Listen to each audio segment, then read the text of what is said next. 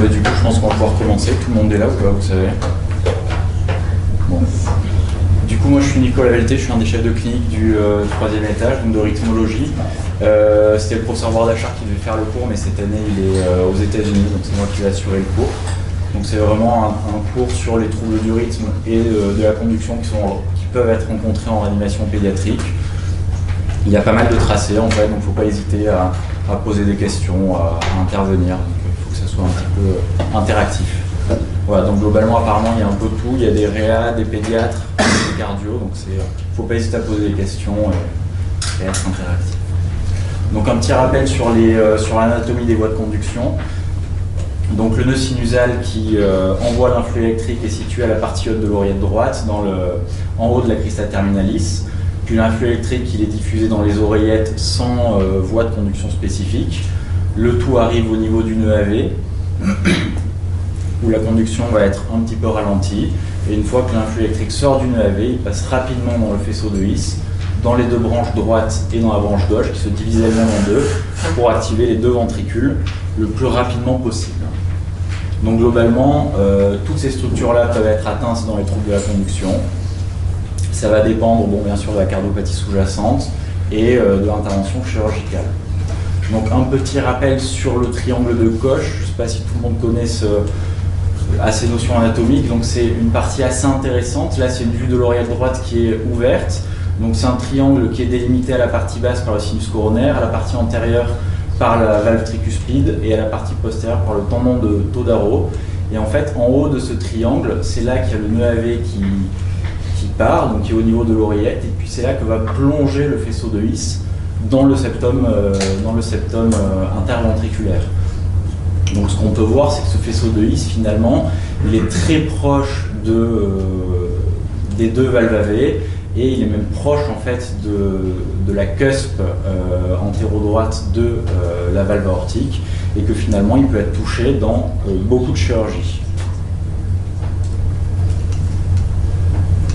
Donc ce nœud AV, il est ici dans quasiment toutes les cardiopathies, mais il y a des cardiopathies congénitales complexes, notamment dans les doubles discordances, dans les ventricules uniques et dans les CAV, où finalement il n'y a pas vraiment de septum, ou une formation un petit peu anormale du septum, où le nœud AV et le faisceau de His ne vont pas être dans le triangle de Koch en position classique, mais peuvent être en position complètement antérieure ou en position complètement ectopique.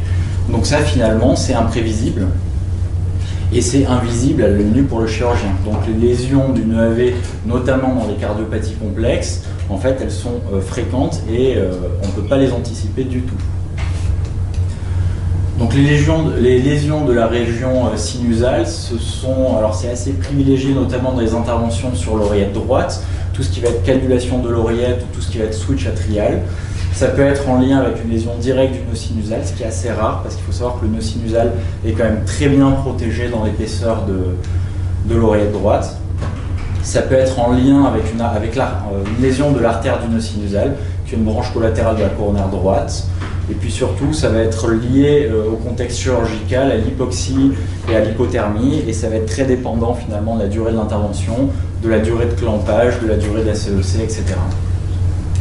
Donc ça, c'est un aspect de dysfonction sinusale assez typique, hein, on voit bien les ondes P, une conduction AV qui est tout à fait normale avec un PR court, un QRS qui est fin, et finalement une bradycardie sinusale qui va aboutir finalement à une dysfonction sinusale totale avec une absence d'onde P et une absence d'échappement. Donc là, c'est un autre type de tracé, je ne sais pas si vous le voyez bien.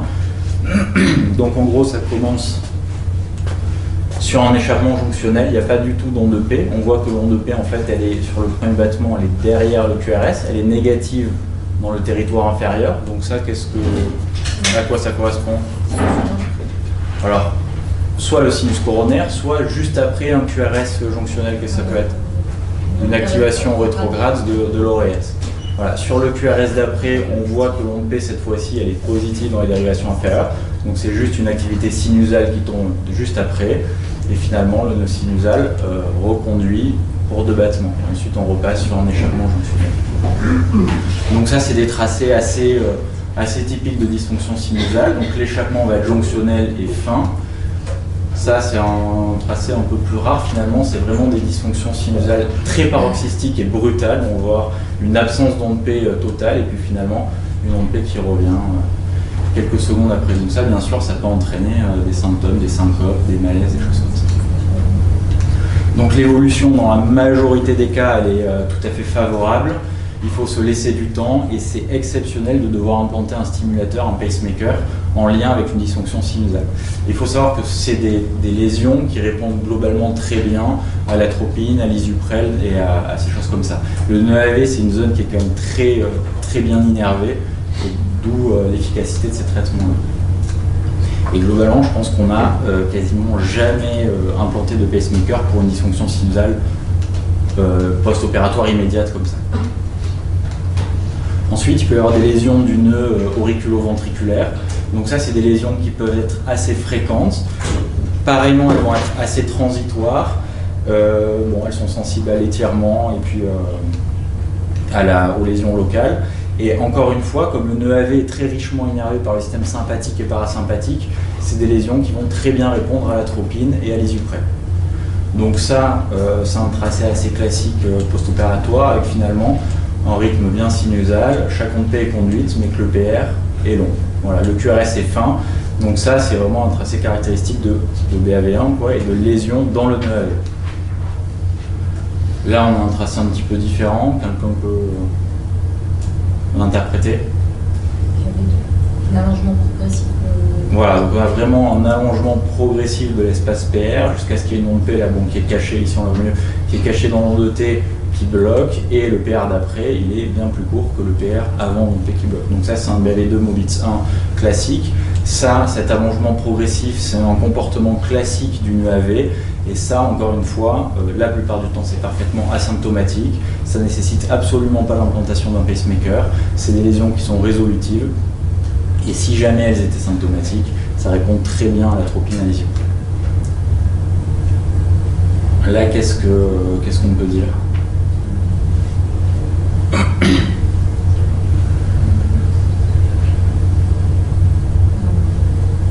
Moi, je trouve que c'est un BAV3. Voilà, donc globalement, on voit des oreillettes qui sont régulières. Il y en a une ici, il y en a une dans l'onde T. Donc des oreillettes qui sont régulières, des QRS qui sont aussi réguliers et fins. Donc là, on est dans un BAV3 avec un échappement finalement qui est fin, donc jonctionnel. Donc ça également, ça peut être du BAV complet nodal. Voilà. Donc le fait que les QRS soient fins, ça veut bien dire que l'échappement il est aussi tué. Et ça, encore une fois, si c'est mal toléré, on peut essayer d'accélérer les échappements avec de l'isuprel, mais ça a tendance à aller vers une bonne évolution. Et c'est assez rare d'appareiller des BAV nodales, puisqu'en fait, ils récupèrent la plupart du temps dans les 9 jours qui suivent l'intervention. Donc ce que je viens de dire, l'évolution le plus souvent favorable, et qu'il faut vraiment se laisser du temps, il faut attendre. S'il n'y a pas de symptômes, il n'y a pas d'urgence, il faut vraiment attendre, laisser le temps au nœud AV de récupérer. Les lésions du faisceau de His et des branches, c'est des lésions qui sont plus graves, puisque ça c'est des lésions la plupart du temps qui sont des lésions directes. Ça a été finalement tranché avec le reste du muscle. Donc notamment le His, on a vu qu'il était très proche il est dans le septum interventriculaire, donc toutes les fermetures de CIV, il peut y avoir une lésion de His. Toutes les chirurgies sur l'anneau aortique, qui est en fait très proche du faisceau de His, il peut y avoir des lésions également. Et encore une fois, pour toutes les cardiopathies complexes, type double discordance, VU, CAV, et bien ça on ne peut pas vraiment le prévoir parce que le His il peut être positionné en fait un peu n'importe où, et ça on ne peut pas s'en rendre compte. Donc là sur ce tracé, qu'est-ce que vous pouvez dire?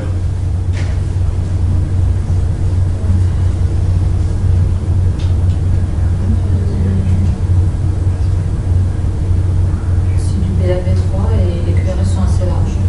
Alors est-ce que c'est vraiment du BAV3? En tout cas, vous voyez dans l'air régulier.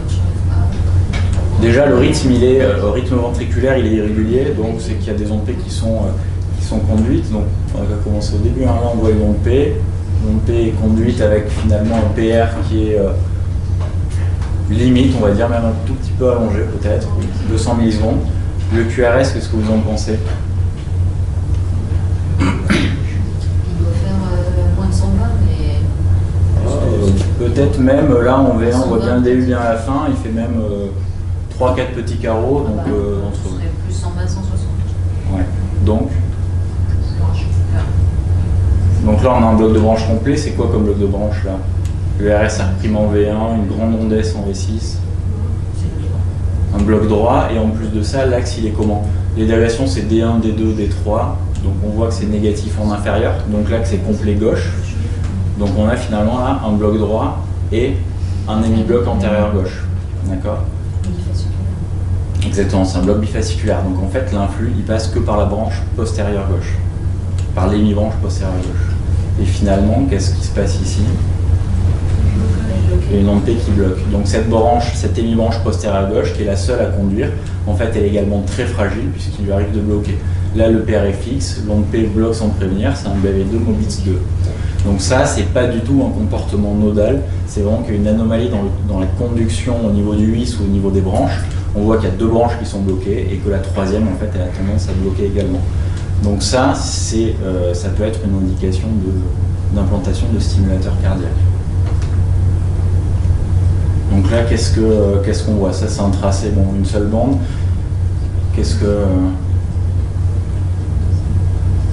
Ça, c'est une complication fréquente en fait des BAV complets. Donc c'est une torsade de pointe, c'est une tachycardie ventriculaire finalement qui est régulière. Il y a vraiment une activité qui est organisée. Sauf que ce qu'on voit, c'est que l'axe est complètement changeant et c'est un axe qui tourne. Et ça, c'est donc un aspect typique de torsade de pointe. Et les facteurs favorisants, ça va être les bradycardies. Pourquoi la bradycardie va favoriser les torsades de pointe? Parce que ça va allonger le QT. Et ça va être favorisé également par tout ce qui est hypokaliémie, hypomagnésémie, hypoxie, etc. Et ça, on peut le faire même avec des électrodes épicardiques qui fonctionnent bien. Si elles sont réglées par exemple en sentinelle à 30 par minute, on peut très bien avoir ce type de tracé. Donc là, globalement, la caractéristique des torsades de pointe, c'est vraiment ça, c'est qu'elles ont tendance la plupart du temps à s'arrêter toutes seules. Mais le risque principal, c'est de dégénérer en fibrillation ventriculaire. Donc là, si vous voyez ça, qu'est-ce que vous faites?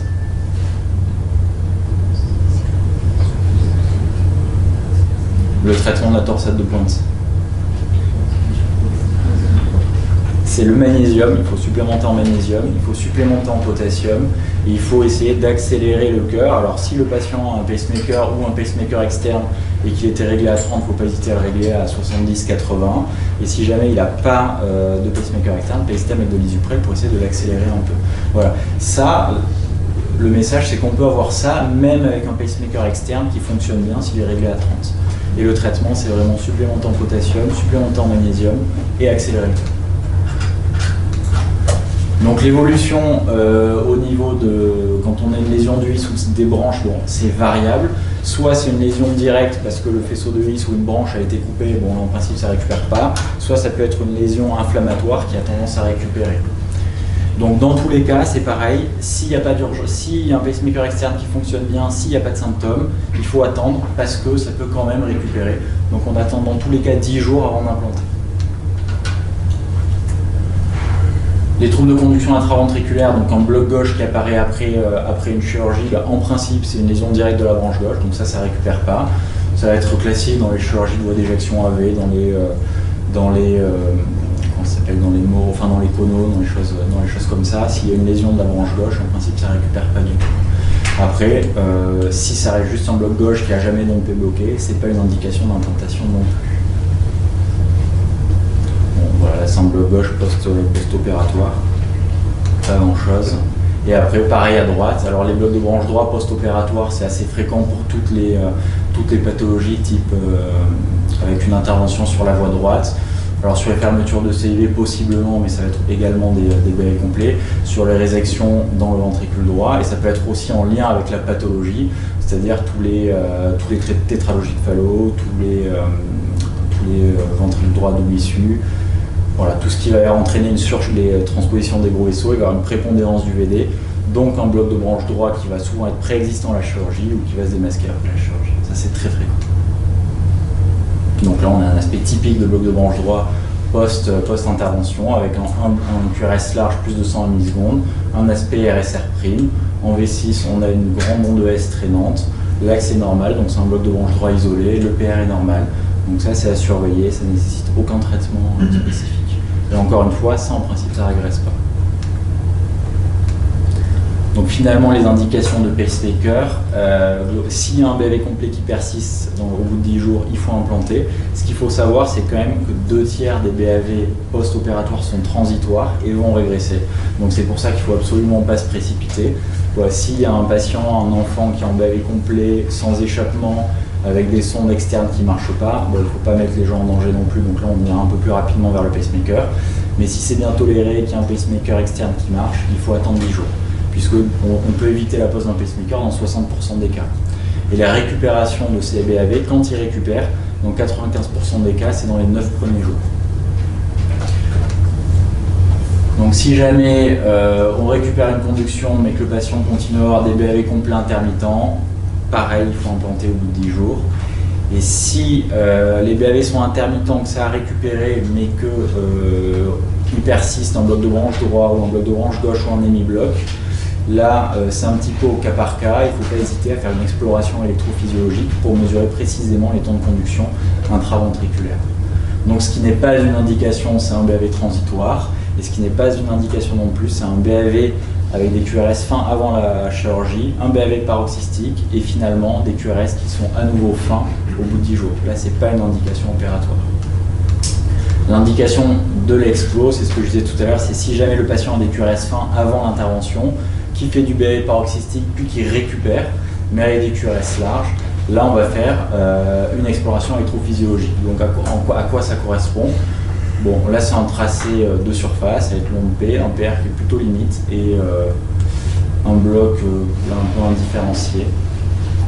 Et là on met dans le cœur donc une électrode au contact de l'oreillette droite. On voit un signal là qui est assez aigu, assez pentu, qui correspond au signal de l'oreillette. Et on met une sonde à cheval sur le nœud AV, à cheval entre l'oreillette et le ventricule, où là on enregistre un potentiel de l'oreillette, un potentiel du his, là qui est ce signal très sharp, et le signal ventriculaire un petit peu plus loin. Et ce qu'on mesure, c'est l'intervalle entre ce faisceau de his, et entre le signal hissien et le signal ventriculaire. S'il est allongé, globalement au-delà de 70 millisecondes, ça veut dire qu'il persiste un trouble de conduction en dessous du faisceau de his. Et ça, c'est des lésions qui sont à risque d'évoluer vers du BAV complet. Si on fait une explo et qu'on a le temps entre le signal de l'oreillette et le signal hissien qui est allongé, ça veut juste dire qu'il y a un allongement du temps de conduction dans le nœud AV. Donc ça, c'est quelque chose de transitoire qui va récupérer. Par contre, si le temps de conduction est allongé entre le his et le ventricule, ça peut être une indication de pacemaker. Donc le pacemaker externe, est-ce que vous en avez tous déjà utilisé? Vous voyez tout ce que c'est? Ok, donc globalement ce qu'on programme c'est la fréquence. On programme l'amplitude de sortie, l'amplitude de sortie sur le canal atrial, l'amplitude de sortie sur le canal ventriculaire, et on peut programmer un mode de stimulation. Donc globalement, vous savez que sur les modes de stimulation de pacemaker, il y a 3 lettres qui correspondent. La première lettre, c'est la cavité stimulée. Donc ça peut être l'oreillette, le ventricule, D pour les deux, ou O, ça veut dire que ça ne stimule pas du tout. D'accord? La deuxième lettre, c'est la détection. Donc la détection, pareil, c'est la cavité détectée, soit l'oreillette, soit le ventricule, soit les deux, soit rien. Et F, c'est la fonction. Alors soit c'est I pour inhiber, T pour trier et D pour les deux. Alors inhiber, ça veut dire que le pacemaker il écoute et s'il y a une activité spontanée, il ne stimule pas.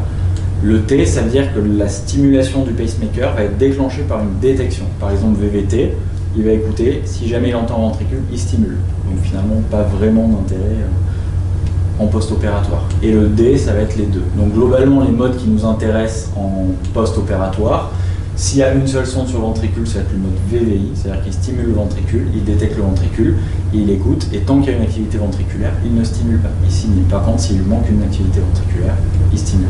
Et DDD, s'il y a les deux sondes, une dans l'oreillette, une dans le ventricule, il va écouter les deux cavités, et s'il en manque une, il va stimuler. Ça, ce qui est important, c'est de tous les jours recontrôler le seuil de stimulation ventriculaire. Est-ce que ça, vous savez tous le faire? Globalement, il y a une sonde qui est sur le ventricule, on programme une amplitude de sortie, là c'est 10 mA, il faut que les 10 mA ça suffise à dépolariser le ventricule. Donc ce qu'on fait, on se met devant le scope, on diminue progressivement l'amplitude de sortie jusqu'à ce qu'on voit qu'un spike n'entraîne plus le ventricule. Donc là on sait qu'on est à la limite du seuil de stimulation. Okay, par exemple à 10 mA ça capture, on baisse à 9, ça capture, on baisse à 8, ça capture plus, ben on sait que le seuil de stimulation, c'est 9 milliampères. Donc là, l'amplitude de sortie programmée, elle doit être au moins le double du seuil. Il ne faut pas prendre de risque, il ne faut pas stimuler juste au-dessus du seuil de stimulation ventriculaire. Donc les patients qui ont ça doit être contrôlé tous les jours, ça c'est indispensable. Comment on implante en post-opératoire? Alors ça dépend de l'indication, ça dépend du poids.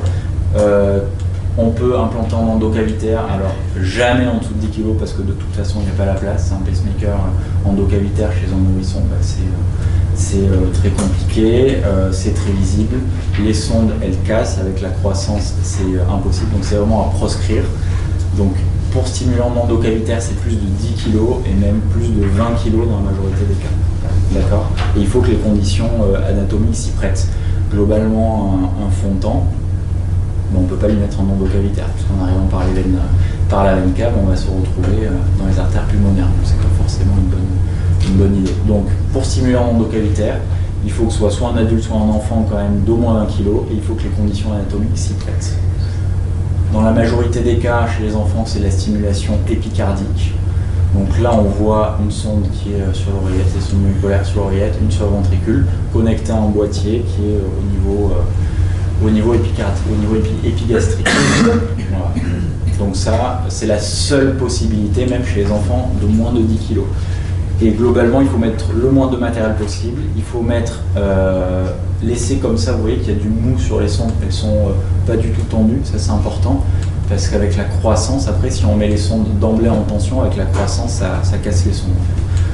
Laissez du mou, vérifiez ça sur les radios, qu'il y a quand même du mou suffisant. Et avant 10 kg, il vaut mieux mettre une seule sonde sur le ventricule, comme ça c'est des boîtiers qui sont plus petits.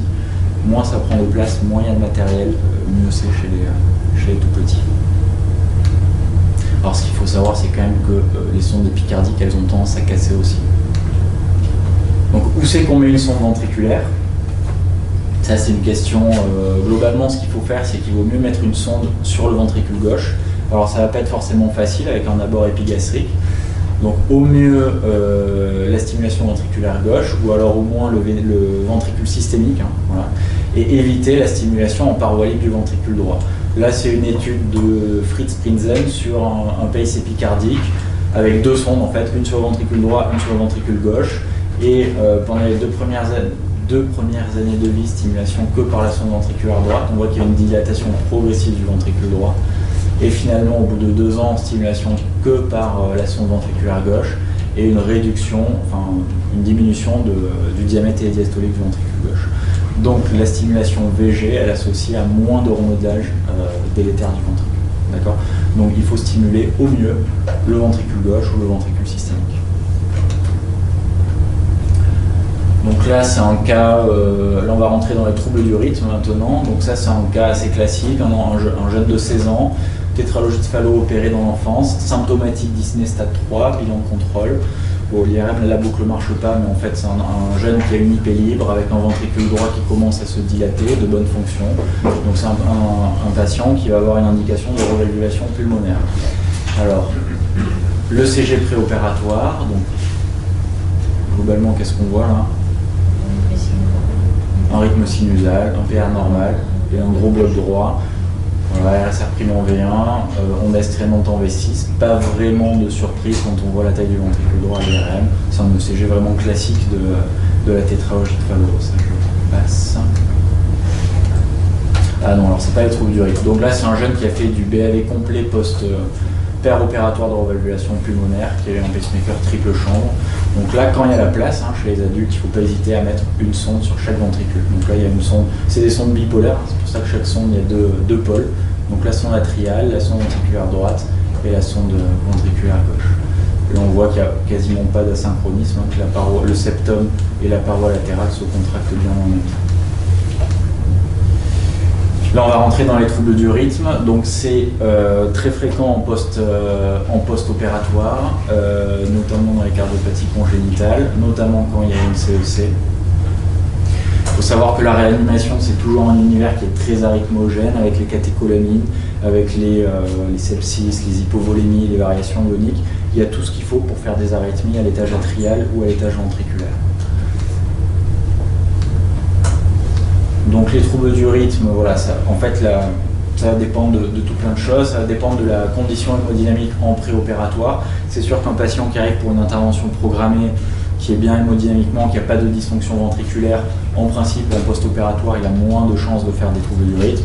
Quelqu'un qui arrive déjà en vrac en préopératoire, qu'on opère dans des conditions un peu moyennes, avec une CEC longue, il a toutes les chances de faire des problèmes de rythme atriaux ou ventriculaires. Donc c'est lié aussi bien sûr à l'acte opératoire et à l'état hémodynamique post-opératoire. Alors ça, j'ai rajouté cette diapo, je ne sais pas si vous la connaissez ou pas. Globalement, ça a été décrit par Philippe Coumel, c'est le triangle de l'arythmogénèse. Globalement, ce qu'il faut pour faire une arythmie, c'est un substrat. Alors le substrat, c'est la maladie cardiaque, ça va être les patchs de réparation, ça va être la fibrose, tout ce qu'il faut pour faire des réentrées. Il faut un facteur déclenchant, alors ça va être des bradycardies, ça va être des extrasystoles, et il faut ce qu'on appelle un facteur modulateur, alors qui va être soit le système nerveux autonome, avec une augmentation du système nerveux sympathique, soit tout ce qui est justement hypoxie, anomalie ionique, anomalie acido-basique, etc. Donc ça, en principe, en réanimation, vous voyez que chez les patients en post-opératoire, globalement, la plupart du temps, tout le triangle de Coumel est rempli, donc ils ont toutes les chances de faire des arythmies. Donc pour interpréter un trouble du rythme avant de se jeter sur l'électro, c'est toujours connaître le malade, donc connaître la cardiopathie, connaître son état hémodynamique post-opératoire et surveiller l'équilibre ionique, l'équilibre acido-basique et voir la troponine s'il y a de la souffrance post-opératoire ou pas. Donc les cardiopathies arrivent de tachycardie supraventriculaire, globalement toutes les cardiopathies en fait, c'est une liste non exhaustive mais finalement c'est toutes les cardiopathies. Alors ce qu'on voit le plus fréquemment, c'est les tachycardies sinusales, donc ça c'est pas une maladie en soi, hein, c'est adaptatif. C'est tout ce qui est flotteur flotteur atrial et tachycardie atriale, et tout ce qui est tachycardie jonctionnelle. Donc on va les faire une par une là, avec un peu d'analyse de tracé.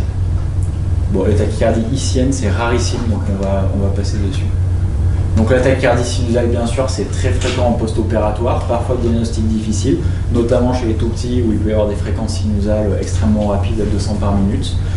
Donc, ce qui va les QRS sont fins, bien sûr. Il va y avoir une association en un pour un avec l'orienté ventricule, et ce qui oriente vraiment vers le caractère sinusal, c'est le début et la fin qui sont progressifs.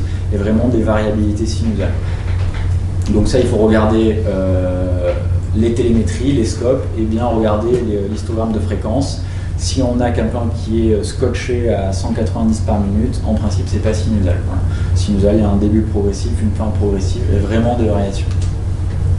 Et il y a un contexte, bien sûr, soit de la fièvre, soit une hypovolémie. Voilà. Donc il faut rechercher et bien sûr traiter. Donc là, un exemple de tachycardie sinusale, c'est pas un tracé palpitant.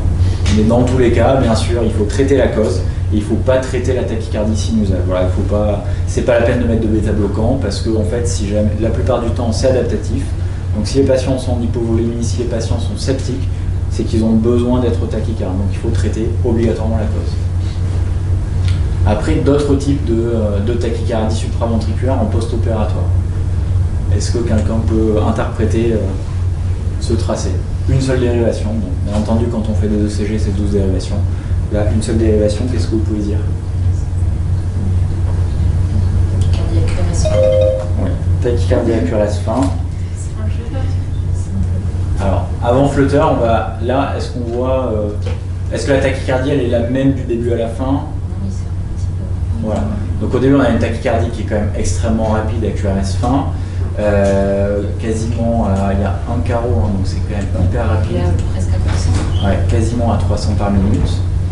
Donc là, c'est quasiment impossible de savoir, de voir les oreillettes en fait. Donc finalement, c'est difficile de savoir ce que c'est exactement. Et puis finalement, spontanément, il va se passer ça. Est-ce que c'est la tachycardie qui s'arrête? Est-ce que c'est la même tachycardie? Est-ce que ça en est une autre? Voilà, ça a l'air d'être la même tachycardie, parce que la fréquence, elle est exactement divisée par 2. Donc là, quand on voit ce genre de choses, on a envie de penser que là, c'est une tachycardie supraventriculaire en 1 pour 1, et que là, on est passé sur une tachycardie supraventriculaire en 2 pour 1. Après, c'est quand même difficile de bien voir les ondes P. On peut avoir l'impression là qu'il y a un schéma qui se répète. Donc si vous avez ça, qu'est-ce que vous faites?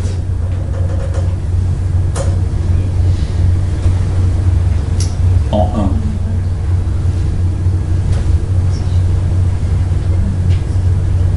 1. En 1, la tolérance. Si le patient a 4 de tension, s'il est très très bien dans son lit. Bon, s'il est à 4 de tension, la plupart du temps, quelle que soit la tachycardie, quand c'est mal toléré, il faut une cardioversion électrique. Si jamais la tachycardie est bien tolérée, qu'est-ce que vous en feriez? Est-ce qu'on a un diagnostic de certitude là? Pas vraiment. Donc ce qui est quand même pas mal avant de... Globalement, hein, en rythmo, sur les troubles du rythme, c'est facile. Soit on ne sait pas trop, on met de la cordarone. En principe, ça marche. Soit quand on commence à comprendre, ben, on essaie de faire un bon diagnostic et après on met quand même de la cordarone. Mais il faut quand même essayer de passer par la phase où on arrive à faire un bon diagnostic. Un test de quoi? Voilà, striadine ou manœuvre vagale. En tout cas, là, ce qu'on a envie de voir, c'est les oreillettes. Parce que c'est toujours ça qui nous donne un petit peu la réponse. Donc les manœuvres vagales, qu'est-ce que vous faites? Voilà, chez les adultes, massage du sinus, inspiration forcée, et chez les nouveau-nés, c'est la glace sur le visage. Ok. Alors je ne l'ai jamais fait, hein, mais ça a l'air d'être assez efficace. Donc là, il reçoit les manœuvres vagales. Donc la tachycardie, elle se ralentit progressivement, et on voit clairement que l'activité atriale est démasquée et qu'on a finalement une tachycardie atriale, et avec un cycle là qui correspond parfaitement au cycle de la tachycardie. Donc là, au moins un diagnostic de certitude, et là on peut mettre un traitement adapté, qui va être en effet de la cordarone. Deuxième type de tachycardie, alors la différence entre une tachycardie et un flotteur, c'est qu'une tachycardie en principe, on dit que c'est un foyer des charges, d'accord? Donc entre chaque activité atriale, il va y avoir un retour à la ligne isoélectrique. C'est-à-dire qu'entre deux activités atriales successives, l'oreillette n'est pas dépolarisée. La différence avec un flotteur, c'est qu'un flotteur, en fait, l'oreillette, elle est tout le temps dépolarisée. C'est un circuit de macro-réentrée qui tourne dans l'oreillette. Et on a cet aspect-là à l'électrocardiogramme, on a un aspect de flotteur commun en toit d'usine qu'on voit particulièrement dans les dérivations inférieures. Ça, c'est un circuit de flotteur classique. Donc, c'est un circuit qui tourne dans l'oreillette droite, qui est dépendant de l'isthme cavo-tricuspide, entre donc, la veine cave inférieure et la valve tricuspide. C'est la zone de conduction lente. Donc ça, on va dire que c'est une dérivation inférieure, D2 par exemple. Donc globalement, ça passe lentement par l'isthme cavo-tricuspide, donc ça remonte lentement, donc ça fuit les dérivations inférieures. Okay, donc ça correspond en fait à la phase descendante, lente des ondes de F. Ensuite, on arrive sur la paroi, sur le septum interatrial, où ça va remonter rapidement. Donc ça, c'est la partie finale où ça diminue, enfin c'est négatif et rapidement. Et enfin, ça redescend par la crista terminalis de façon rapide. Et là, ça va être positif dans les dérivations inférieures, avant de repasser dans l'isthme, etc. Okay, donc ça, c'est un aspect de flotteur commun. Dans le flotteur, il n'y a jamais de retour à la ligne isoélectrique. Donc là, voilà, un aspect de flotteur typique. Donc au début, quand on est en 2 pour 1, ça peut être un petit peu difficile hein, de démasquer l'activité atriale. On ne sait même pas si c'est du 2 pour 1, si c'est du 1 pour 1. Et puis finalement, avec les manœuvres vagales ou la striadine, on arrive à démasquer facilement cet aspect de flotteur. Et là, le diagnostic, il est évident. Alors ça se fait plus du tout. La stimulation œsophagienne, je ne sais pas si vous en avez déjà entendu parler. On pouvait mettre, dans les tachycardies supraventriculaires, ce qui était possible, c'était de mettre une sonde dans l'œsophage, au contact de l'oreille gauche. L'œsophage, il est collé à l'oreille gauche. Donc ça permet d'avoir un signal. Donc par exemple, quand on a ce type de tachycardie, on ne sait pas trop en fait combien il y a d'oreillettes par rapport au ventricule. Si on met une sonde dans l'œsophage et que la sonde enregistre le canal atrial et nous dit en fait il y a 2 oreillettes pour un ventricule, on est sûr que c'est soit un flotteur en 2 pour 1, soit une tachycardie atriale en 2 pour 1.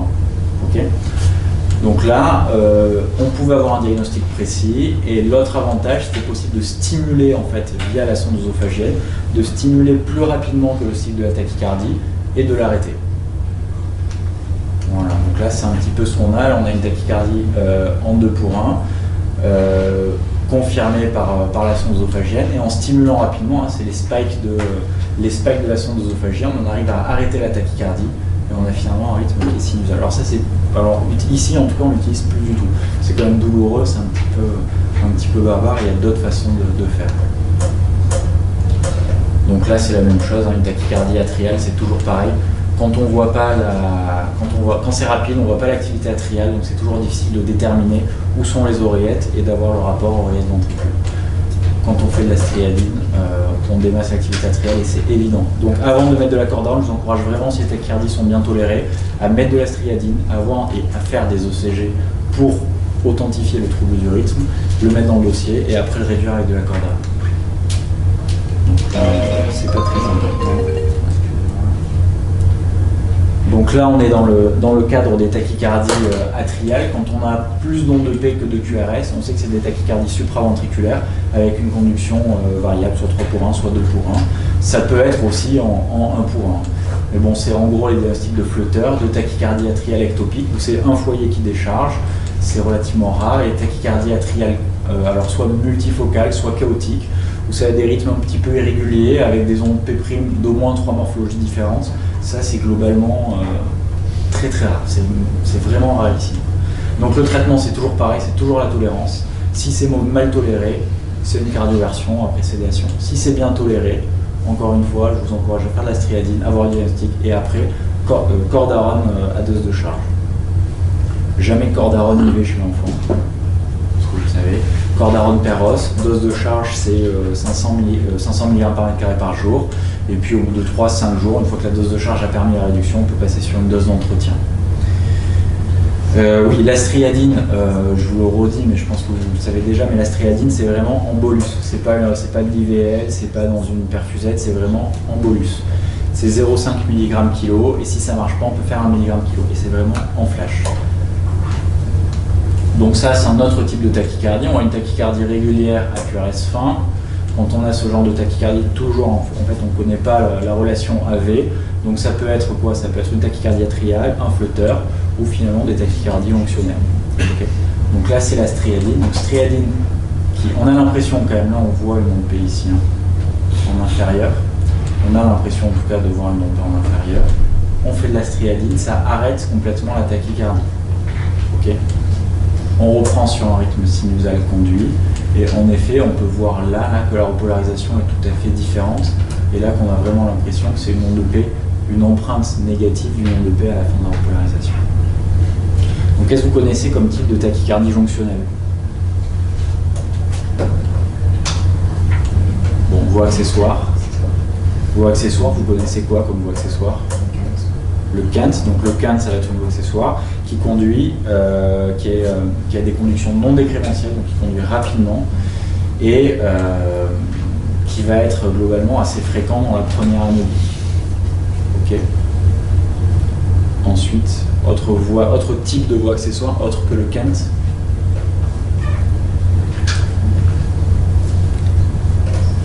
Un tracé. Donc là, on a un autre type de tachycardie régulière, QRS fin. Là, on voit clairement des ondes P négatives, hein, en D2, D3, VF.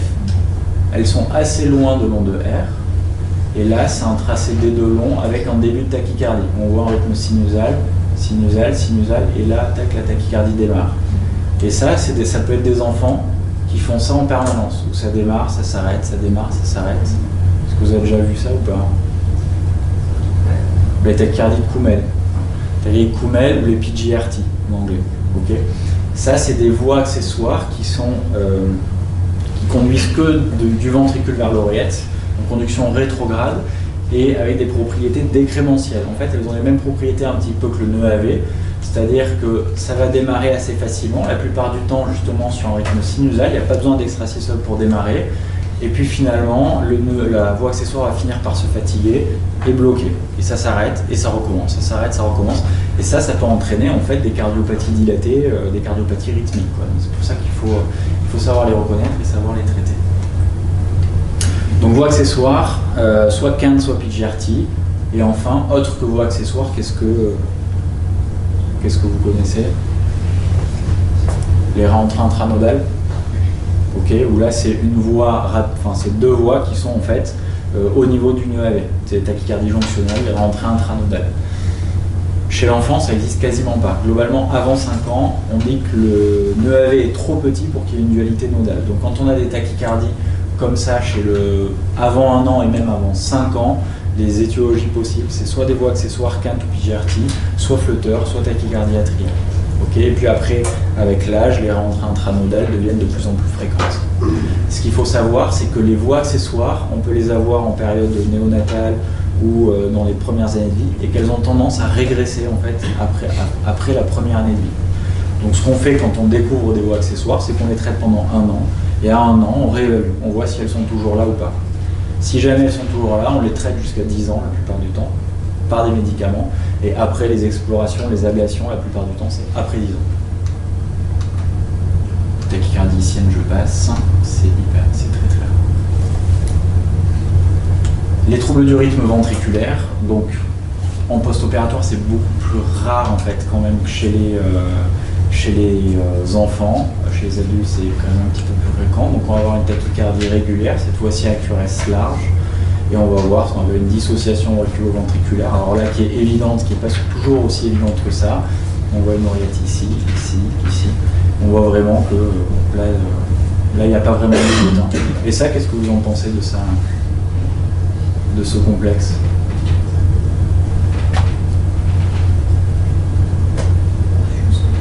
Il n'est pas tout à fait pareil que les autres. Ça s'appelle comment ça? C'est une fusion, hein, voilà. C'est qu'il y a une onde P sûrement qui tombe pile au bon endroit et qui conduit avec un QRS qui va être fusionné entre le QRS spontané et le QRS de la tachycardie ventriculaire. Donc ça va être un patient avec une tétralogie phallo-opérée. Là, il n'y a pas vraiment... c'est toujours pareil, hein, quand on a une tachycardie régulière comme ça à QRS large, c'est toujours pareil. Le premier diagnostic à évoquer, c'est la tachycardie ventriculaire, mais il y a également d'autres diagnostics possibles. Donc ce qu'on fait en premier lieu, c'est quoi? Toujours pareil, le lieu de la tolérance, aller voir le patient. S'il le tolère bien, on a le temps de faire des tracés. Ce qui est pas mal, c'est d'avoir des tracés longs pour essayer d'avoir des arguments justement pour une tachycardie ventriculaire ou non. Donc on va essayer de bien regarder les ondes P. Est-ce qu'il y a une dissociation ou non? Est-ce qu'il y a des complexes de capture et de fusion qui vont nous orienter vers une tachycardie ventriculaire? Ou sinon, qu'est-ce que ça peut être d'autre en fait? Une tachycardie régulière à QRS large. Voilà, ça peut être une tachycardie supraventriculaire avec une aberration de conduction. Ou alors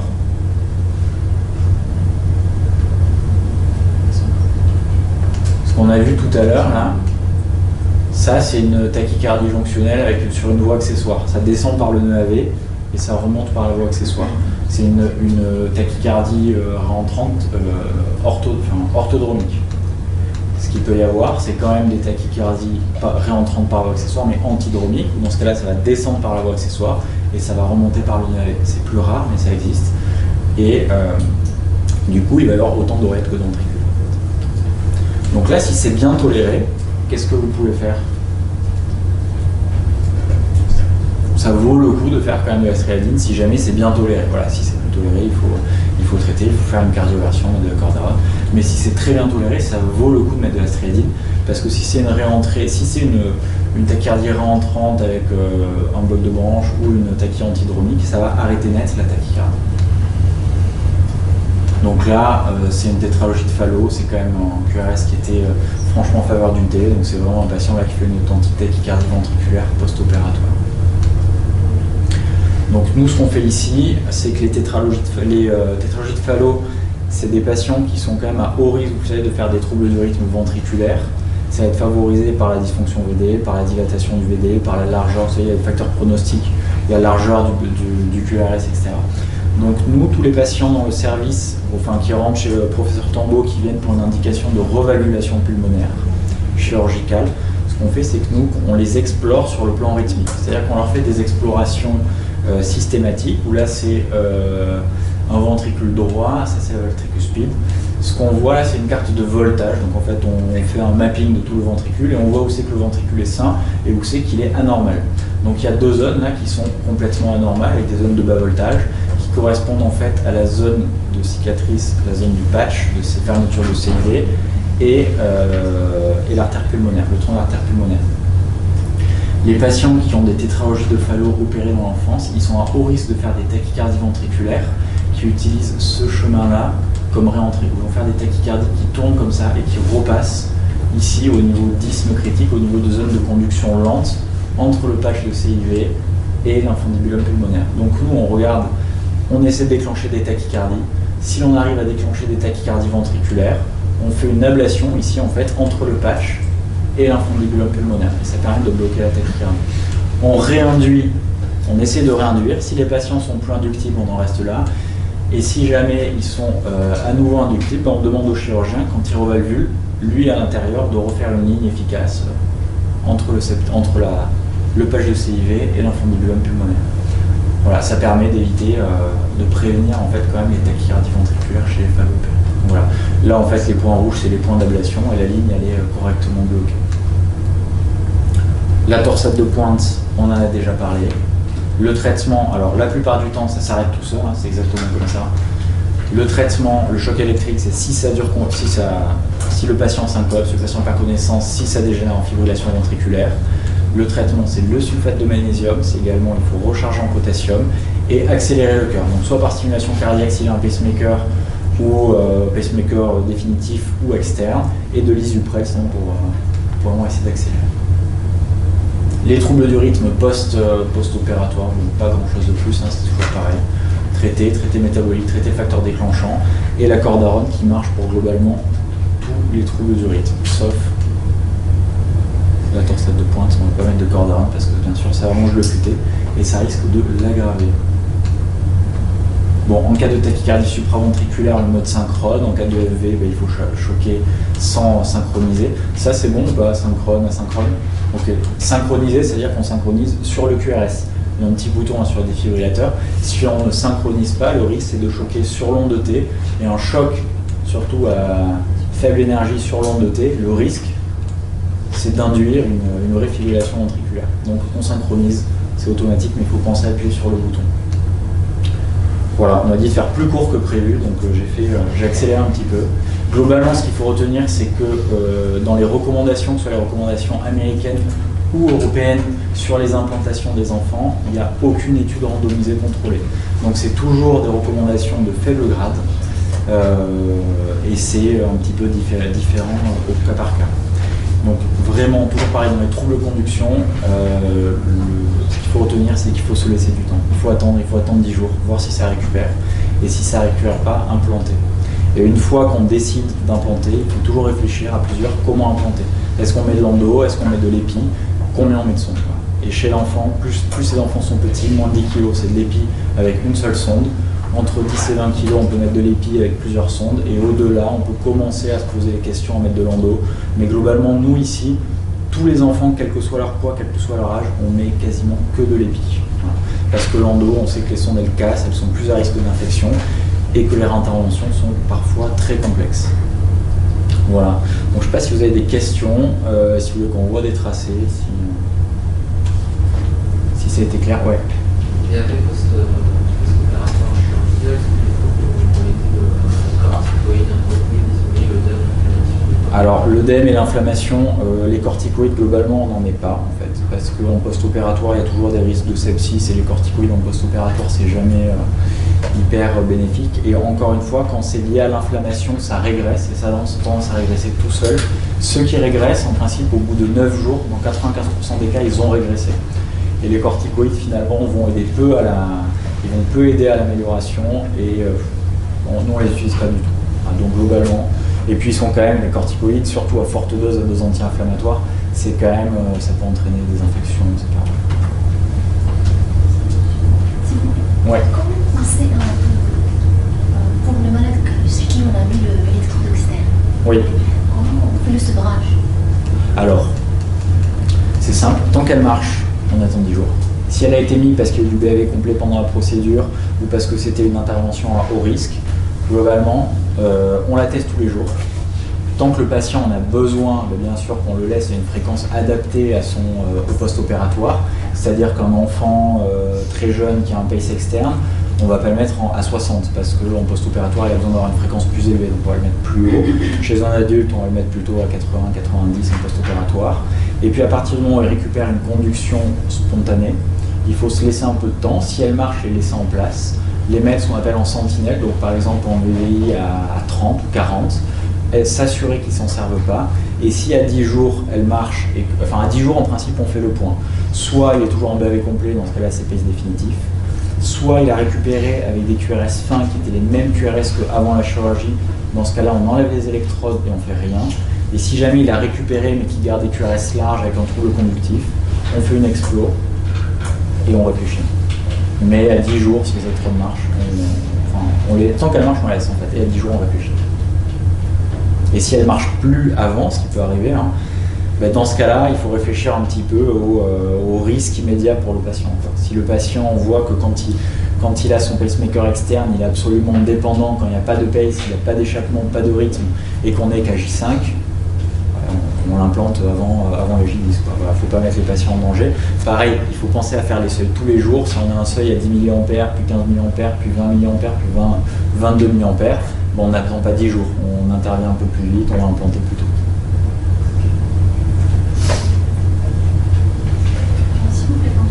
Oui. BAV sur double discordance. Alors, BAV sur double discordance. BAV post-op ou BAV et double discordance quoi. BAV et double discordance. BAV et double discordance, ça dépend, c'est toujours pareil en fait, ça dépend. Si c'est un enfant qui naît avec un BAV et une double discordance, on le prend en charge comme un BAV congénital. Globalement, ça va être les indications d'un tout. Il faut toujours les implanter. La question, c'est quand c'est qu'on les implante. Donc, s'il y a un échappement qui est lent, si on voit qu'il y a s'il y a une dysfonction ventriculaire ou une dilatation ventriculaire, s'ils font des ESV moches, alors il n'y a pas, voilà, s'ils font beaucoup de ESV, des ESV polymorphes, on les implante. Si le rythme d'échappement est à QRS large, on les implante. Voilà, ça dépend de l'aspect du rythme d'échappement, de la fréquence du rythme d'échappement et du développement ou non d'une insuffisance cardiaque ou d'une dilatation ventriculaire. L'emplacement des centres. Comment ? L'emplacement des centres, si on fait un endocavitaire. Alors là, c'est toujours pareil. Encore une fois, si on les implante très tôt, en fait, on n'a pas le choix, c'est épi. Donc c'est une seule sonde. Et quand c'est une seule sonde, il vaut mieux stimuler le ventricule systémique. Et si c'est en endocavitaire ? Et si c'est en endocavitaire, alors encore une fois, nos habitudes ici, c'est qu'on n'implante jamais en endocavitaire ces patients-là, c'est quasiment que de l'épi. Non, je veux dire, s'il a plus de 20 kg qui fait un BAV sur une discordance. Ben, nous, les enfants, là c'était globalement ce que disent les recommandations, ce que font tous les centres. Nous, ici, les enfants, c'est tous épi. Même jusqu'à 16 ans, 20 ans, c'est PACE-EPI. Même des BAV congénitaux qu'on implante qu'à 25 ans, parfois c'est PACE-EPI. Voilà. On essaie d'éviter l'endo chez les jeunes parce que maintenant on commence à quand même avoir pas mal de recul, les complications de rupture de sonde, les complications en lien avec des infections. Et quand un pacemaker est là depuis longtemps, une sonde est là depuis longtemps, extraire des sondes, c'est bien plus à risque et bien plus compliqué que d'implanter des sondes. Voilà. Et dans l'idéal, c'est stimuler le ventricule systémique. Il y avait une étude en fait hémodynamique à la phase aiguë en fait à l'implantation avec des DPDT, une sonde sur le VD, enfin une sonde sur le ventricule sous-pulmonaire, une sonde sur le VD systémique, stimuler en fait que le ventricule systémique, que le ventricule sous-pulmonaire versus un spontané. Et en fait globalement, stimuler que le ventricule sous-pulmonaire, ça tend à faire moins bien que le spontané, et stimuler que le ventricule systémique, ça fait au moins aussi bien que le spontané. Donc stimuler au mieux le ventricule systémique. Et après c'est toujours pareil, hein. Ça dépend de la place qu'il y a, quoi. Enfin, je veux dire, il n'y a pas forcément. Des fois, il n'y a pas beaucoup de place, on met une sonde, les seuils sont mauvais, ça ne détecte pas, donc on fait un petit peu. Dans l'idéal, il faut stimuler des systémiques, mais après, des fois, on est obligé de s'adapter. Voilà, éventuellement à l'apex, on va mettre une seule sonde à l'apex, c'est stimuler un petit peu les ventricules.